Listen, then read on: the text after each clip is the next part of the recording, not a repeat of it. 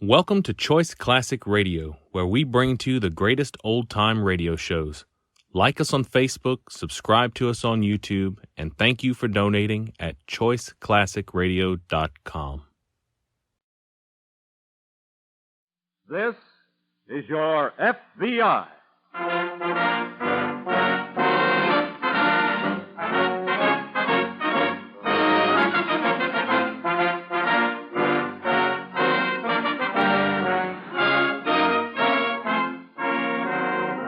This is your FBI, an official broadcast from the files of the Federal Bureau of Investigation, presented as a public service by the Equitable Life Assurance Society of the United States. To your FBI, you look for national security, and to the Equitable Society for financial security. These two great institutions are dedicated to the protection of you, your home, and your country.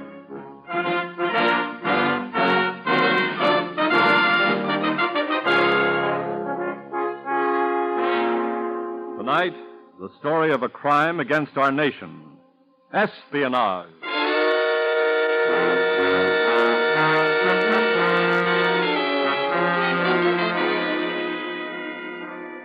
(1939). That year, the continent of Europe already echoed the cries of people under aggression. On the continent of Asia, far beyond our western shores, was Japan. A dedicated nation, a dedicated people, dedicated to war upon the United States. But we did not know this yet. Within our western gates were more Japs, thousands of them. Were they dedicated to being good American citizens, or were there among them some dedicated to our destruction? Here was a vital task for the FBI. The safety and security of America might depend on what they found out. A Sunday afternoon in 1939, two FBI agents from the San Francisco office stood on a pier at the San Francisco waterfront watching a Japanese cruiser warp into the dock. How big would you figure that crowd, Jim? Oh, I'd say, at least 1,000. Pretty excited for Japs, aren't they? Well, this is a big day for them, Larry. It isn't often they get a chance to pay their respects to a big shot from Japan. I know. Larry, is this Prince Suji a member of the royal family? Yes. They sure are giving him the Sunday bows, all right. Funny how they conform to that caste system of theirs. That first line that shook hands with the prince were all top bracket boys. I know, I've checked them off. Japanese Consul General, head of the Jap Association, leaders of the prefectural groups. Second line was a middle bracket bunch, bankers, nip businessmen. All they got from the good prince was a nod. Well, that's more than the small fry are getting now. There's housewives and farmers. They bow, and the prince doesn't even acknowledge their presence. Hey. Look at that bull-necked little man in the chauffeur's uniform. What about it? You notice something? He's not cringing or bowing. He's standing in line with his head up and shoulders back like a soldier. Oh, yes. Hey, did you see that? Yes. The prince bowed to him. I know. I don't like that, Jim. They don't play it that way in their league. Princes don't go around bowing to chauffeurs. Unless our chauffeur is a big shot back in Japan. Yes. That's something you and I better check on.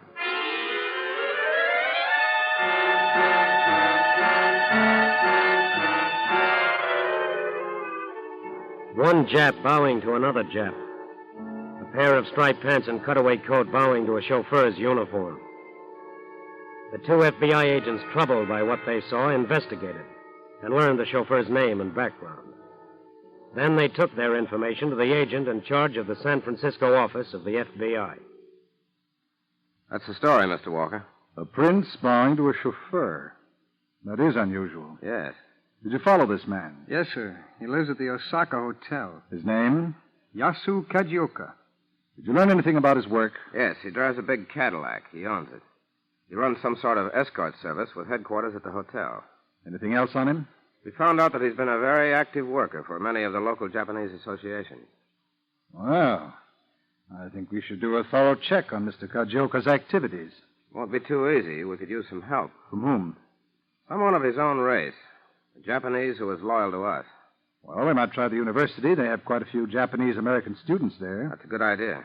Suppose I arrange with the Dean of Studies out there for you to have a talk with him. Fine. I'll get him on the phone right now.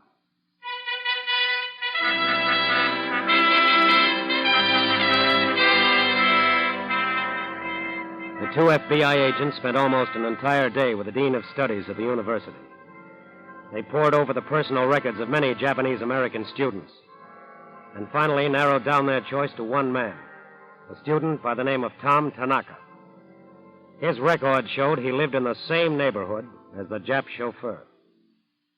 Gentlemen, have you reached a decision? Yes, sir. This man, Tom Tanaka, looks good to us. Well, I think you've made an excellent choice. He lives in the same neighborhood as the man we want watched. If he measures up in other ways, that's a definite plus. I understand. You realize, sir, how important it is to us that we be able to trust this boy implicitly. Yes, I do. We've got to know if he's loyal, if he's a real American at heart, if he thinks and acts like an American. There are thousands of men and women who live here on the West Coast, Mr. Schuyler, who look Japanese and are the sons and daughters of Japanese. But I know them as true Americans. They're as loyal as any of us whose ancestors were German, English, French, Irish, or whatever. I say that this boy is an American just as you or I. Good. Can we meet him at once?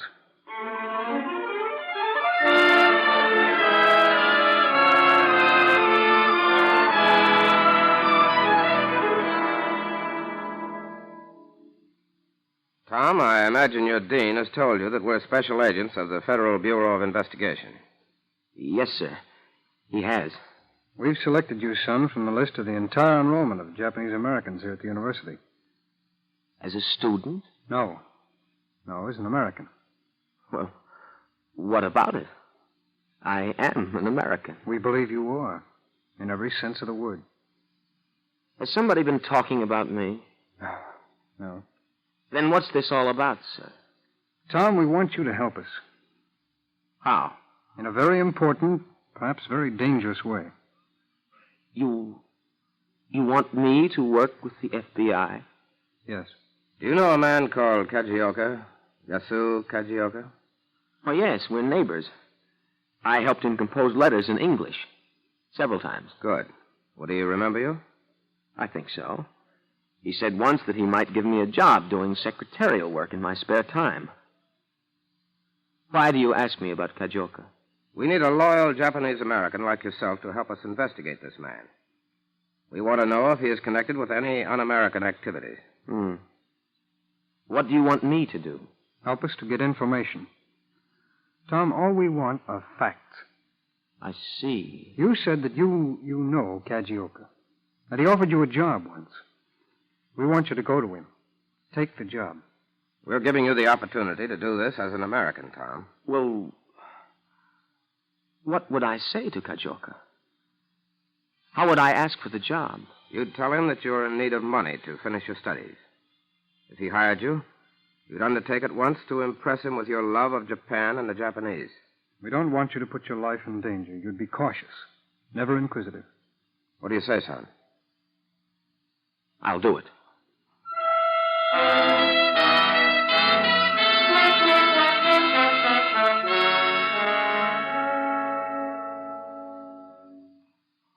No. What do you want, young man? I want to talk to you, Mr. Kajioka. What about, please? A job. Why? To earn some money. Why do you come to me, lowly chauffeur, if you need money? You told me someday you might give me a job. Oh, yes. Why you want to earn money? To keep up my studies.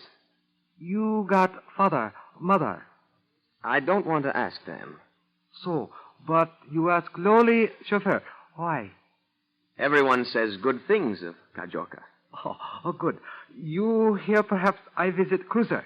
They say Kajioka was greatly honored. Oh, so, they say correctly. Please, you sit down. Thank you. Now, how you think? What do you mean? It could be important for me to know. I think Japanese. Oh, so. And what are those thoughts, please? I love my people. I love Japan. So, I think maybe you lie. Why should I? Who can read my thoughts? Oh, very, very good. Yes. Will you give me a job? Yes, you work for me now. Come every day. I'll try to read your thoughts. Very good, very good. Yeah.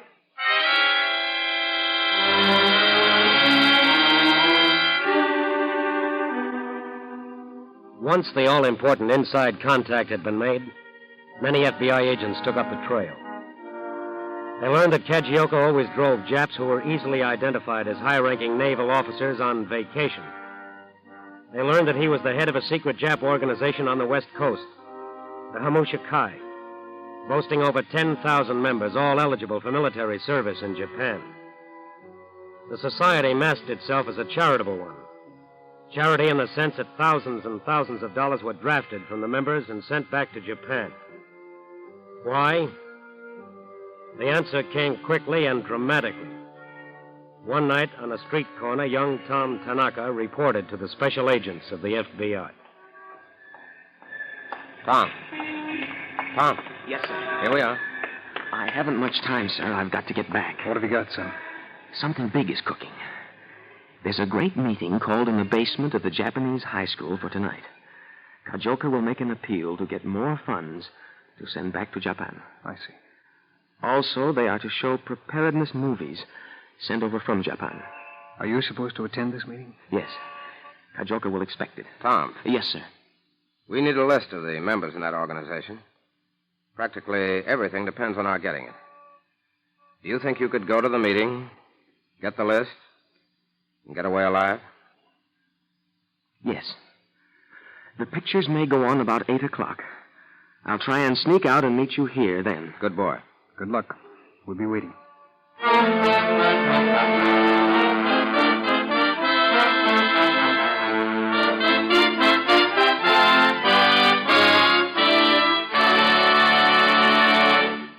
We momentarily close the Federal Bureau of Investigation file on Kajioka, enemy alien.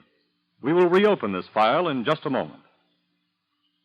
Yesterday, Thomas I. Parkinson, president of the Equitable Life Assurance Society of the United States, received an interesting letter. It was from a member of the Equitable Society, and it read, Mr. Parkinson, just how many businesses is the Equitable Society in, anyway? Our radio program talks about millions of equitable dollars invested in war bonds, and more millions in key war industries like shipyards and railroads, in oil, steel, and aluminum. Friends tell me how the Equitable Society helps keep kids in school and helps people own their own homes and farms. It all sounds mighty complex to me. Yes, investing the premium dollars of 3,200,000 members of the Equitable Society is of necessity a very complicated operation. For safety's sake, those equitable funds have to be spread out widely, must go into thousands of different enterprises. And yet all this is done to make it easy and simple for Equitable Society members to attain greater security for themselves and their loved ones.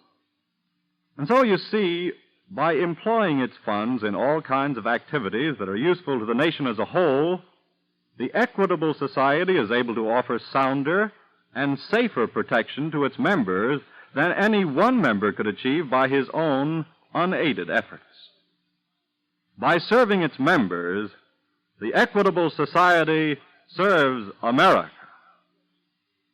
And now, back to the file on Kajioka, enemy alien.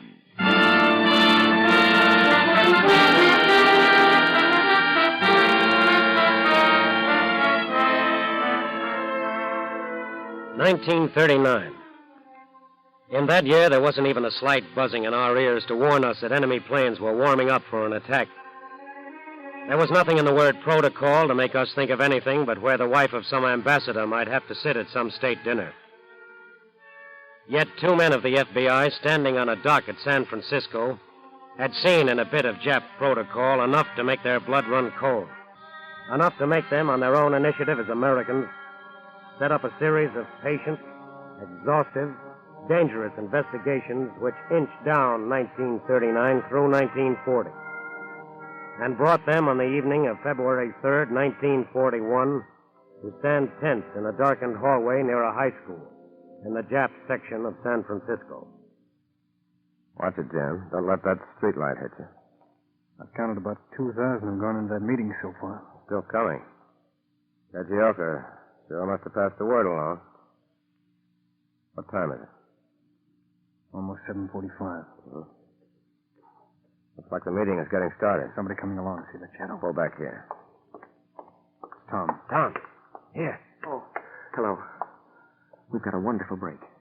Kajioka forgot to bring the records. He wants me to go to his house and get them and bring them to the meeting. What part of the meeting is on now? They're going to run off the movie How long will that take? until about 9:15. Good. I'll go with you. Get the records. Bring them to the FBI office. We'll have them photographed and back in your hands by 9 o'clock. Can you do it that soon? We got to.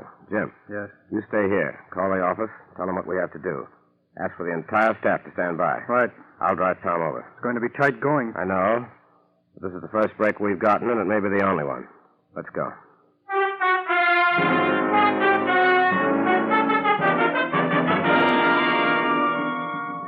While the movies whip the Japanese audience up with blatant pictures of Japan's armed might, while distinguished visitors sat rigidly straight in the front rows, their cropped heads marking them high officers of the Emperor's Army and Navy, while almost 3,000 sons of Nippon shared a new sense of oneness, of dedication to Emperor and country, an alerted FBI office, brilliant with lights, crowded with 100% staff, worked feverishly to photograph the secret documents and make the deadline. I don't think we can wait any longer, Mr. Logan. It's 8:54. I know. I've got to be back to the hall before the lights are turned up. We'll make it. 1 minute to deadline. How are you counting? 2 more sheets. The others are finished. Come on, men. Hurry it up. Please, you've got to give me the originals. I can't wait. The movie ends at 9:15. Let's start correlating pages in the original. You know how they go, Tom? Yes, sir. I'll grab them as fast as they're finished. Number 2 is finished. Come on, snap up on number 3 machine. Please, hurry. Hold an elevator. Right. Here you are. This is the final. Thanks. We'll put them together in the car. It's 8:55. Let's go. We'll just make it.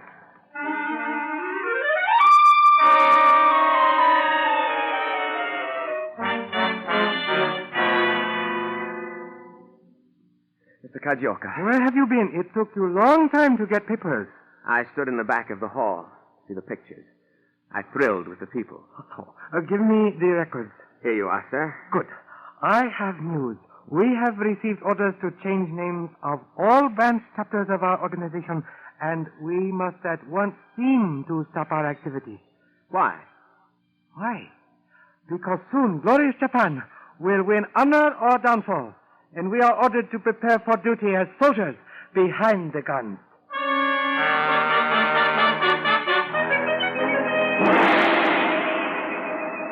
The FBI had everything it needed now on Brother Kajioka. His position as head of the secret society. His activities as chauffeur deluxe for visiting Japanese officers. His role as collector extraordinary of funds for the Japanese war machine. His devious role as espionage agent. Everything the FBI needed except the right to go out and arrest him. Under our way of government, we do not go about arresting citizens of friendly nations. The FBI could watch and wait. And to add insult to injury, while it fretted over its watching and waiting, one of the FBI agents had reason to phone in to the agent in charge of the San Francisco Bureau. Yes? This is Logan. Yes, Larry. Jim and I have been following Kajioka. Yes? We followed him from the Osaka Hotel. He drove straight to Sutter Street. Yeah? Parked his car, proceeded on foot to 111 Sutter Street. Why, well, that's our building here. I know. Well, where did Kajioka go? He's in your foyer, waiting to see you. He's what? Well, thanks, Larry. Bye. Yes? Mr. Kajioka to see you, sir. Send Mr. Kajioka right in. Mr. Walker, Yes. What can I do for you? I am Kajioka. Sit down, Kajioka. Now, what do you want to see me about? I come to FBI because I am honorable man. I see. I wish to offer my services to the United States. Why? I hate Japanese. Oh? Tell me about it. I was born in Japan. One time in Japan, they arrested my father. He was a good man, harmed nobody. They say he was disloyal, but They have no proof, and it is a lie. What happened to him? I never see him again. They murder my father. And so you hate Japanese? Yes, very much. I would be good agent for FBI. What makes you think so? Japanese government try to get me to work against United States. You know how it is. You have information on certain secret Japanese organizations here. No? A little. Oh, that is too bad. With me, you get to know much. I know all Japanese tricks. I make valuable agents. Perhaps you would, Mr. Kajioka. You think about it. And remember, I want to work for United States. Great country. I work for FBI and kill many Japs. Well, we're not interested in killing Japs nor anyone else. Sometime it will be necessary. Then you tell Kajioka what to do, where to go. And he goes. Well, thank you very much for your offer, Mr. Kajioka. We'll take it under consideration, and we'll let you know in due time. Thank you. So much. Not at all. It will be a pleasure.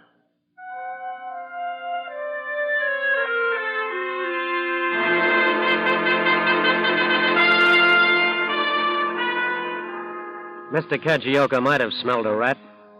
That is, if a rat can smell himself. But his surprising offer was politely refused. And his intensified wanderings by day and night were as equally matched by the more intensified watching by the many electricians and workmen, laundrymen, truck drivers, cabmen, innocent motorists, who sent in their reports under the names of special agents of the FBI. Still, all they could do was watch. Watch and follow the little man who was dedicated, like his country, to the destruction of America. Then came December 7th, 1941. On that fateful day, the entire staff of the FBI was gathered in tense silence in each of the Bureau's offices. In San Francisco, even the local law enforcement officers were present, waiting. Everyone here? Everyone, sir. Larry, you and Jim can stand by and watch the teletype. Right, sir. The names are coming in from Washington. Names and addresses of enemy aliens to be picked up when the word comes through. We'll take them. I know a name you two will want to watch for. Yes, sir. Thank you. Getting into the K's now. Yeah. Hello? Yes, sir. Right. That's the word. Get going. K is in Kajioka. K is in Kajioka. Come on, teletype. There it is. Capital K for Kajioka, the little rat. We got him now. Come on.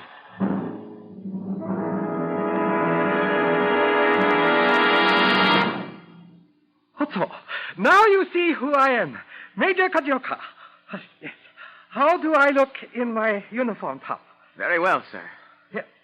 No more lowly chauffeur. Glorious Japan has struck. American fleet. No more. Pearl Harbor. No more. All gone.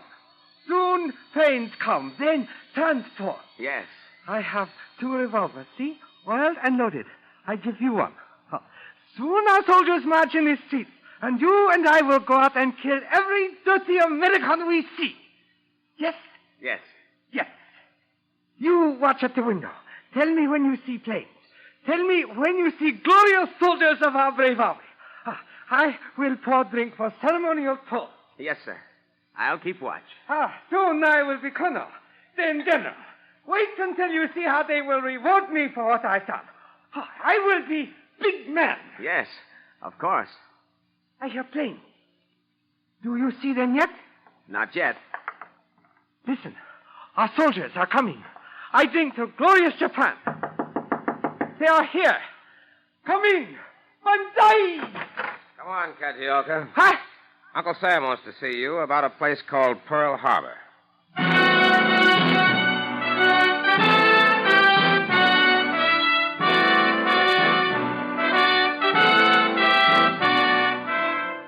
Kajioka was rounded up with thousands of his kind. Rounded up with the aid of a loyal Japanese American. Like the rest, Kajioka wondered how the FBI had known of his work.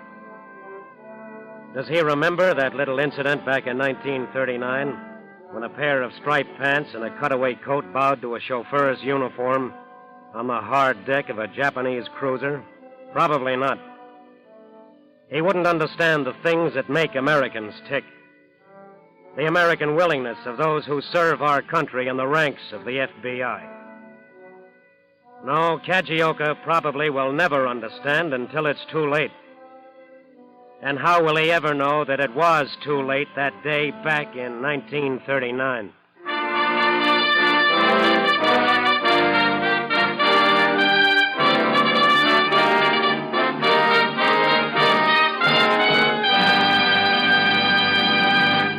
You'll hear about the disposition of this case in just a minute. On the beaches of Normandy, our boys were seeing the latest movies 24 hours after landing. And not long ago on a Pacific island, 2 Japanese snipers were captured when they tried to join a GI audience to see an American film. Yes, movies follow the flag because Uncle Sam knows that they're first-rate morale builders for battle-weary men. So will you join the Equitable Society in a salute to the motion picture industry? A salute to the daring cameramen who risk their lives in every American attack. To the technical men who developed special equipment to photograph Tokyo from 45,000 feet in the air. To the actors, musicians, and directors who made tens of thousands of valuable training films for our armed forces. And to the 16,000 theater managers who have sold millions of war bonds in every drive.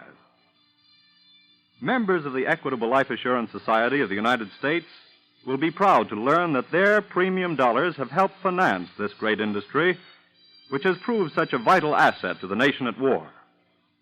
For years, the Equitable Society has invested in the motion picture industry, as well as in other essential American industries and American agriculture.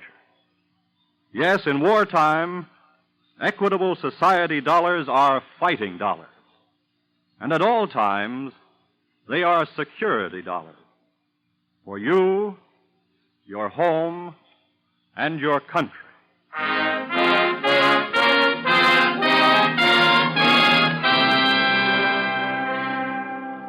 As an enemy alien, Yasu Kajioka was placed in an internment camp to remain there for the duration of the war with Japan.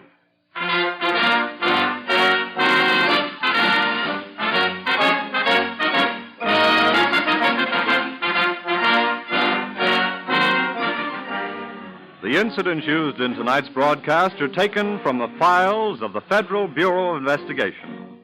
However, all names used are fictitious, and any similarity thereof to the names of persons living or dead is accidental. Programs in this series of particular interest to servicemen and women are broadcast overseas through the worldwide facilities of the Armed Forces Radio Service. Tonight, Kajioka was played by Ted Osborne. The music was under the direction of Van Cleve. The author was Frank Wilson, and your narrator was Frank Lovejoy. This Is Your FBI is a Jerry Devine production. Now, this is Carl Frank, speaking for the Equitable Life Assurance Society of the United States, and inviting you to tune in again next week at this same time for This Is Your FBI.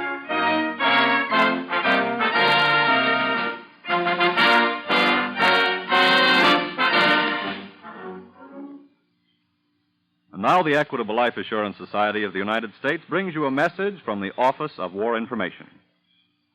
It may seem slightly ridiculous these hot July days to be thinking of winter heating problems. But actually, it's the most sensible thing you can do. The fuel situation is still critical, so don't put off your heating problems and forget all about them. Check your heating equipment now. Order insulation for the walls, windows, and doors of your home. Talk with your fuel dealer and take his advice. Fill your coal bin or your oil tank right away before the fall rush begins. This is the American Broadcasting Company.